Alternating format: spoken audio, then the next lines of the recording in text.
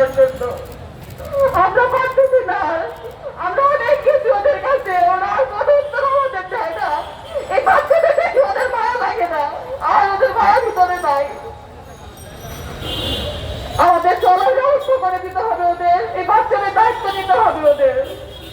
আমার কোনো কিছু চাওয়ার নাই।